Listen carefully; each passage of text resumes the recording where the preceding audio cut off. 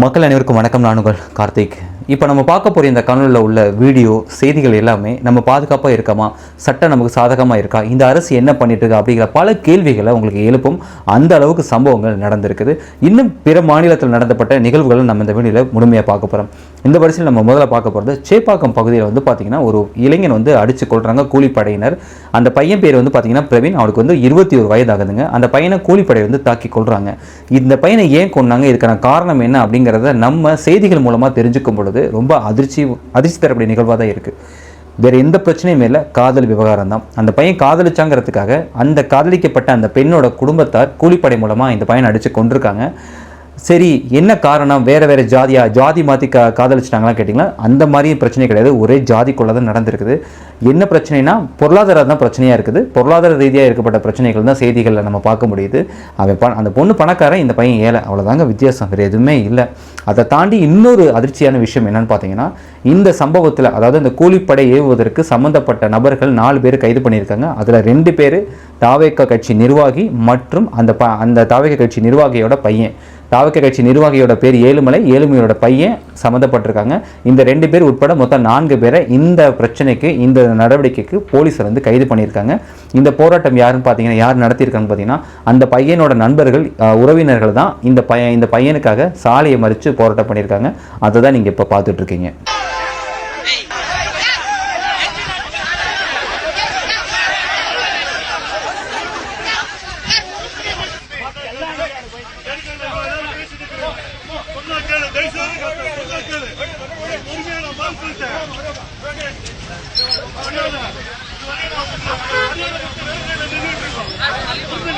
ரெண்டாவது இந்த காணொலி நம்ம முதல்ல பார்க்கும்பொழுது சரி, இந்த பையன் ஏதோ வந்து ஹீல்ஸில் நின்று ஃபோட்டோ எடுத்துகிட்டு இருக்காங்க, அதுக்காக தான் நிற்கிறான் அப்படின்னு நான் நினச்சிட்டு இருந்தேன். ஆனால் அந்த காணொலியை தொடர்ந்து பார்க்கும்பொழுது ரொம்ப அதிர்ச்சியாக இருந்தது. பெற்றோர்கள் இந்த காணொலி கண்டிப்பாக நீங்கள் பார்க்கணும். ஏன்னா இது எந்த அளவுக்கு ஒரு முக்கியமாக ஒரு குழந்தையோட வாழ்க்கையை பாதிக்குது அப்படிங்கிறத இந்த காணொலி வந்து நமக்கு உதாரணமாக இருக்க போகுது. என்னென்னு பார்த்தீங்கன்னா, ஒன்றுமே இல்லைங்க. இந்த பையன் அவங்க அப்பா அம்மாட்ட ஃபோன் கேட்டிருக்கான், எனக்கு ஐஃபோன் வேணும், இஎம்ஐயில் வேணும் கேட்டிருக்கான். இப்போ உள்ள சூழ்நிலை ஃபோன் எடுக்க முடியாது, எடுத்தர முடியும்னு சொல்லி அவங்க அப்பாவும் அம்மாவும் சொல்லிட்டாங்க. இதுக்காக இந்த பையன் ஒரு விபரீதமான முடிவு எடுக்கிறான். என்னன்னு பார்த்தீங்கன்னா, மலை உச்சியில் நின்றுட்டு நீங்கள் வாங்கி தரேன்னு சொல்லி ஒத்துக்கிட்டால் மட்டும்தான் நான் வருவேன், இல்லைன்னா நான் குதிச்சிருவேன் அப்படின்னு சொல்லி ஒரு பயமுறுத்தினால ஒரு முயற்சி எடுத்திருக்கான். ரொம்ப தவறான முயற்சி எடுத்திருக்கான். அவங்க அப்பா எவ்வளவோ சொல்லி பார்க்குறாங்க, அவங்க அம்மா எவ்வளவோ கதறி பார்க்குறாங்க, தம்பி வேணாப்பான்னு சொல்லி அவங்க அம்மா கீழே விழுந்து அழுகிறாங்க. போலீஸார் அந்த இடத்துக்கு வந்திருக்காங்க. அந்த மலையோட அடிவாரத்தில் மக்கள் சுற்றி நிற்கிறாங்க. இது பெரிய பிரச்சனையாக மாறிட்டு இருக்கு. எவ்வளவோ முயற்சி பண்ணி பேசி பார்க்குறாங்க. அந்த பையன் இதுக்கு சரிப்பட்டு வர மாதிரியே தெரியல. இறுதி கட்டமாக அந்த பையனோட அப்பா வந்து ஒரு முடிவு எடுக்கிறாரு. சரி, நம்ம பையன் குதிச்சிட மாட்டான், அதனால் நம்ம எப்படி போய் பிடிச்சலாம்னு ஒரு முயற்சியில் நேராக அந்த பையன்கிட்ட நெருங்கி போய் அந்த பையனை பிடிக்க போகிறாரு. இந்த பையன் தன்னை பிடிக்க வர அப்பா கை நம்ம மேலே பற்றக்கூடாதுங்கிறதுக்காக எந்த பக்கத்து பள்ளம் இருக்கோ அந்த பக்கத்து சாயிறான், தடுமாறி கீழே விழ போகிறான். பையன் விழ போகிறத தெரிஞ்சு அவங்க அப்பா அவனை பிடிக்கிறாரு. பிடிச்ச உடனே இவரால் பேலன்ஸ் பண்ணி நிற்க முடியல. இவரும் அந்த பையனோட சேர்ந்து கீழே விழுந்துடுறாருங்க. விழுந்த உடனே 2 பேருமே கீழே விழுந்துடுறாங்க. அழுதுட்டு இருந்தாங்க பார்த்தீங்களா, இந்த சைடு கரை சைடு நின்று அவங்க அம்மா அழுதுட்டு இருந்தாங்கல்ல, அவங்க பதட்டத்தில் இவங்களும் மேலே அந்த பள்ளத்தில் குதிச்சிடுறாங்க. மலையிலேருந்து கீழே குதிச்சிடறாங்க. ஏன் குதிக்கிறாங்கன்னா, கீழே விழுந்தவங்களை 2 பேரை பிடிச்சலாங்கிறது ஒரு எப்படி சொல்கிறது, ஒரு பாசத்தில், ஒரு தாய் பாசத்தில், ஒரு கணவன் மேலே உள்ள அன்பால் கீழே குதிச்சிட்றாங்க. 3 பேருமே இறந்துடுறாங்க. ஒரு பையன் ஒரு ஐஃபோனுக்காக, எனக்கு வேணுங்கிறதுக்காக எடுக்கப்பட்ட ஒரு விபரீதமான முடிவு இப்போ ஒரு குடும்பத்தை அழிச்சிருக்குது. ஒரு செல்ஃபோனுங்கிறது ஒரு மாணவனோட வாழ்க்கையை எந்த அளவுக்கு மாற்றுங்கிறது இந்த காணொலி ஒரு எடுத்துக்காட்டாக இருக்குங்கிறத நான் நம்புகிறேன்.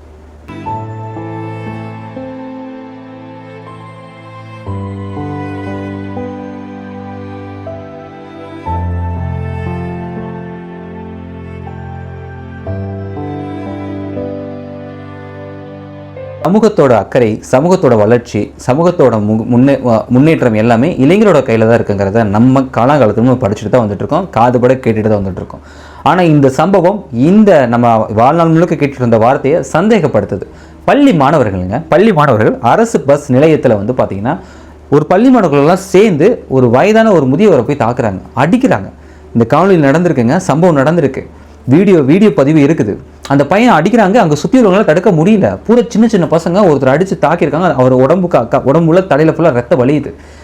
அதை காணொலி பட்டினா அங்கே உள்ள நபர்களை உடனே ஒரு காவல் நிலையத்துக்கு கூட்டிகிட்டு போகிறாங்க, வழக்கு பதிவு செய்யப்படுது. இந்த சம்பவம் நடந்திருக்கு. பட்டப்பகலில் வெட்ட வெளியில் பொதுமக்கள் நிற்கக்கூடிய இடத்துல பள்ளி படிக்கக்கூடிய சின்ன பசங்க வந்து பார்த்தீங்கன்னா வன்முறையில் இறங்குறாங்க, சண்டையில் இறங்குறாங்க. அதுவும் மக்கள் சுற்றி நிற்கிறாங்க, பொது இடங்கிற பயம் இல்லாமல் ஒரு முதியவரை வந்து தாக்குறாங்க. இந்த சம்பவத்தை பற்றி எப்படி நினைக்கிறது, என்ன எடுத்துக்கிறதுன்னு தெரியல. உண்மையிலே ரொம்ப பயமாக இருக்குங்க இந்த காலத்து இளைஞர்களை நினச்சி.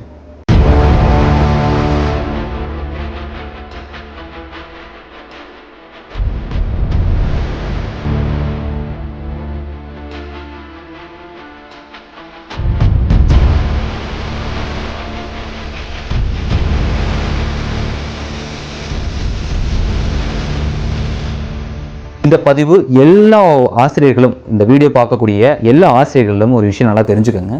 ஒரு மாணவனை வந்து பார்த்தீங்கன்னா, ஒரு சின்ன பையன், ஒரு குட்டி பையனை வந்து பார்த்தீங்கன்னா எந்த அளவுக்கு நம்ம மிரட்டணும், ஒரு பயமுறுத்தலாம் எந்த அளவுக்கு இருக்கணும், அது ஒரு எல்லை இருக்கணுமா கேட்டால் அதுக்கு ஒரு எல்லை இருக்கணும், ஒரு அளவீடு இருக்கணும்.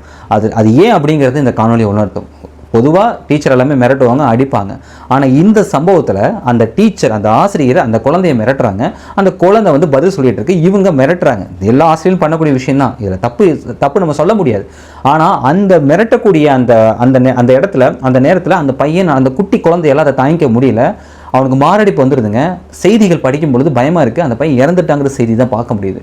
மாரடைப்பு வந்து அந்த இடத்துல இந்த பையன் இறந்து போயிட்டான், அந்த குட்டி குழந்தை இறந்து போயிடுச்சு அப்படிங்கிற செய்தி பார்க்க முடியுது. அந்த வீடியோ ஆதாரத்தில் அந்த பையன் வந்து மயங்கி டீச்சர் மேலே விழுகிறான், டீச்சர் தாங்கி பிடிக்கிறாங்க, தட்டுறாங்க, அவன் எந்திரிக்கலை, எந்த விதமான உடல் அசைவுமே இல்லை.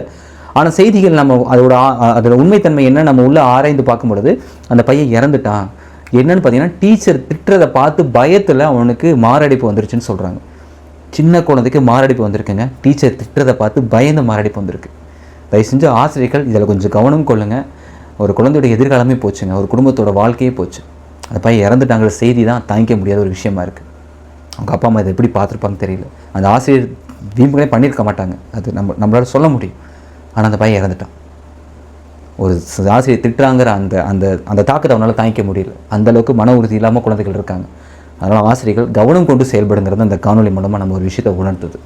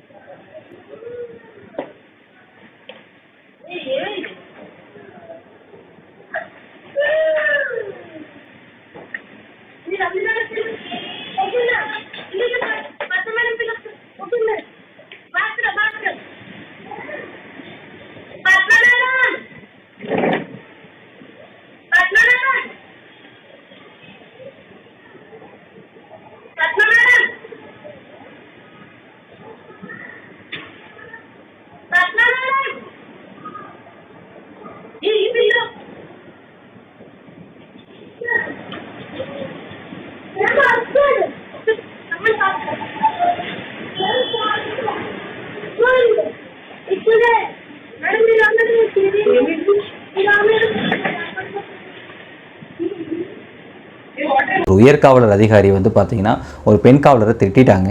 அந்த பொதுமக்கள் இருக்கக்கூடிய இடத்துல அந்த பெண் காவலாளி அதை தாங்கிக்க முடியாமல் வேலை செய்கிற நேரத்தில் அழுகிறாங்க. அங்கே உள்ள மக்கள் எல்லாரும் அவங்கள ஆறுதல் படுத்துகிறாங்க, உத்வேகப்படுத்துகிறாங்க, தைரியம் கொடுக்குறாங்க. ஆனால் இருந்தாலும் அந்த பெண் காவலாளியால் அதை தாங்கிக்க முடியல. அந்த பெண் காவலாளி அழுகிறாங்க. பார்க்கும்போது ரொம்ப சங்கடமாக இருந்துச்சு, ரொம்ப கஷ்டமாக இருந்தது.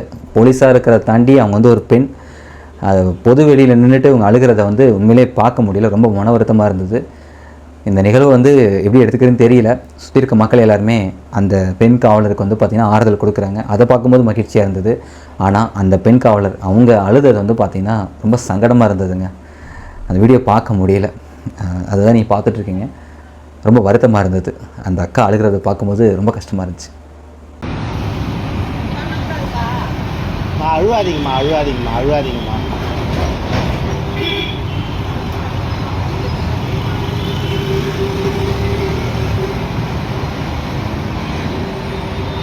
பணியில் அழுவாதீங்கம்மா, சிங்கப்பெண்ணுன்னு சொல்கிறாங்க, அழுவக்கூடாது நீங்கள். இல்லை, நீங்கள் வந்து சிஎம்க்கு கம்ப்ளைண்ட் பண்ணிவிடுங்க.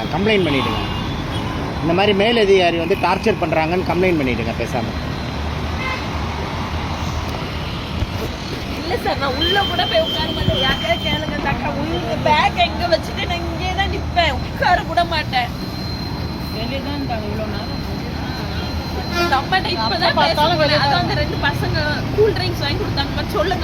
பார்த்தீங்கன்னா ஒரு நகைச்சுவையாக பார்க்கக்கூடிய ஒரு விஷயமா தான் இருக்குது. என்னன்னு பார்த்தீங்கன்னா, ஒருத்தர் வந்து காருக்குள்ளே தூங்கிட்டாருங்க.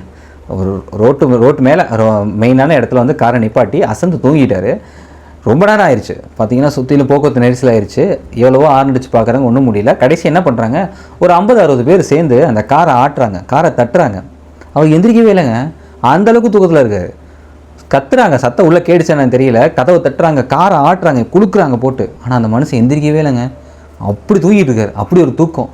நாட்டில் இவ்வளோ பிரச்சனை நடக்கும்போது தான் மனுஷனுக்கு இப்படியே இவ்வளோ தூக்கம் வருது தெரியல. தூங்குறது ஒன்றும் தப்பு இல்லைங்க, ஆனால் இப்படி மொட்டைத்தனமாக தூங்குறதா தப்புங்கிறேன். அதுவும் எந்த இடம் பொருள்னு ஒன்று இருக்குல்ல, சாலையில் காரை நிப்பாட்டிருக்குன்னு அவருக்கு தெரிஞ்சு தூங்கிட்டாரு. ஓகே, அசதியில் தூங்கிட்டாரு. இத்தனை பேர் எழுப்பும்போது எந்திரிக்கணும் இல்லைங்க, அப்படி என்னங்க தூக்கம்? அதுவும் போக்குவரத்து நெரிசல் மற்றவங்களுக்கு பிரச்சனை வர அளவுக்கு ஒரு தூக்கம் இருந்துச்சுன்னா அது எப்படிங்க ஏற்றுக்க முடியும்? அதுதான் நீங்கள் பார்த்துட்ருக்கீங்க. உண்மையிலே பார்த்தீங்கன்னா சிரிக்கிறதா இல்லை இதை நம்ம ஒரு விழிப்புணர்வாக எடுத்துக்கிறதா தெரியல. பார்க்கக்கூடிய மக்கள் நீங்கள் என்னங்கிறத கீழே கமெண்ட் பாக்ஸில் பதிவு பண்ணுங்கள். உண்மையிலே தூக்கத்தில் அவர் அடிச்சுக்க ஆளே இல்லைன்னு தான் நினைக்கிறேன். பயங்கரமாக தூங்குறாருல. கண் இருக்கும் எல்லோரும் தூங்கத்தான் செய்வார்கள். ஏதோ அலுப்பில் கொஞ்சம் அசந்திருப்பேன். உலகையே கட்டி காக்கும் திருமால் கூட எதற்காக பாம்பு படுக்கை வைத்திருக்கின்றார்? இவ்வளவு ஏன் ராஜராஜ சோழன் கூட போர்க்களத்தில் குதிரையிலே தூங்குவார். தூங்கி விட்டேனாம், அதை பெரிய துக்கமாக பேசுகிறார்கள். அப்படியா? என்ன நொப்படியா? ഇങ്ങനെ കിടക്കുവാന്നേ, വണ്ടി ഒക്കെ ബ്ലോക്കായി കിടക്കുമല്ലേ.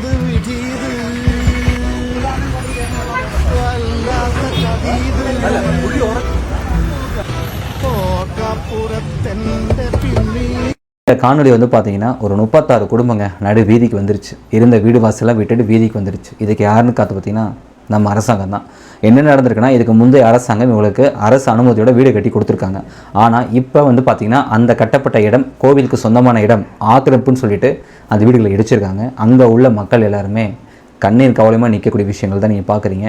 வேறு வழியில் வீதிக்கு கத்தி தான் ஆகணும், கத்தி கதறாங்க. கூட ஸ்கூல் படிக்கிற பிள்ளைங்க எல்லாமே சுற்றி நிற்கிறாங்க. பிள்ளைங்க முன்னாடி இந்த மாதிரி நடக்கும்போது ரொம்ப வருத்தமாக இருக்குது. பூரா பள்ளிக்கு போகிற பிள்ளைங்க யூனிஃபார்மோடு நின்றுட்டுருக்காங்க. குழந்தைகள் எல்லாமே நிற்கிறாங்க, தாய்மார்கள் எல்லாமே அழுகிறாங்க. ஆசாசியாக வாழ்ந்த வீடை பார்த்திங்கன்னா அரசு சார்பாக அரசோட அனுமதியோடு தான் இடிக்கிறாங்க. ஏன்னா கேட்டால் கோவிலோட இடத்த ஆக்கிரமிப்பு பண்ணிட்டாங்கிறது சொல்லப்படுது, செய்திகள் அப்படி தான் வருது. ஆனால் இவங்களுக்கு இடம் கட்டி கொடுத்ததும் இதுக்கு முந்தைய அரசாங்கம் தான். இப்போ இந்த இடத்த வேணுங்கன்னு எடுத்துக்கிறதும் இப்போ உள்ள அரசாங்கம் தான். இந்த நிலைப்பாடை எப்படி பார்க்குறதுன்னு தெரியல. ரொம்ப வருத்தமாக இருக்குங்க. வீடை இழந்து நிற்கிற வழி என்னங்கிறது அங்கே உள்ள மக்களுக்கு தான் தெரியும். அந்த இடத்துல இருந்தால் தான் தெரியும். கஷ்டமாக இருக்குது.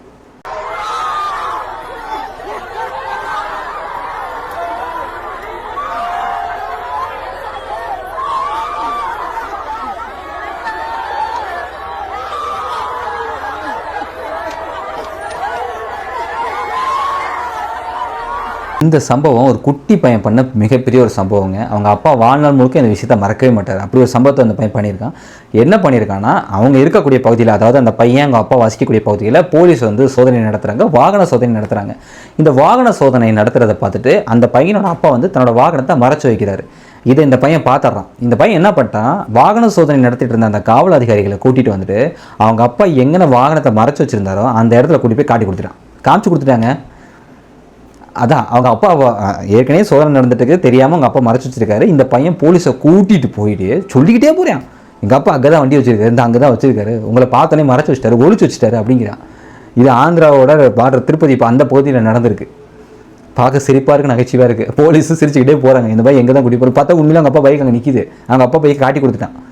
உண்மையிலே தான் அந்த பையனை நான் உண்மையிலே பாராட்டுறேன். பார்த்தீங்களா, சட்டவிரோதமாக செய்யலாம், அவங்க அப்பாவை செஞ்சால் கூட அதை தப்புன்னு சொல்லி போலீஸ்ட்டு அதை பற்றி தெரியப்படுத்தினா. பார்த்தீங்களா, உண்மையிலே பெரிய விஷயம் தான். இது விளையாட்டுத்தனமாக இருந்தாலும் அந்த பையன் சிந்திச்ச விஷயம் சரிதான். தப்புனா தப்பு தானே, அதனால் அந்த பையனை நம்ம பாராட்டலாம். அது எந்த தப்புமே இல்லை.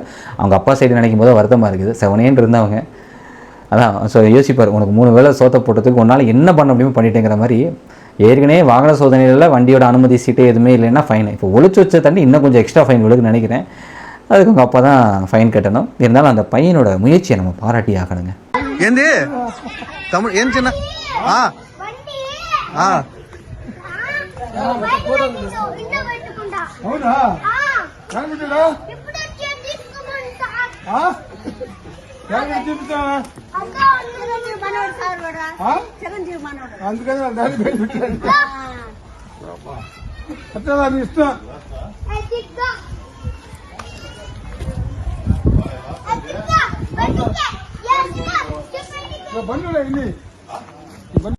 இது போன்ற நிகழ்வுகள் தமிழ்நாட்டில் நடந்திருக்கு. நகைச்சுவையாக சில விஷயங்கள் நடந்திருக்கு.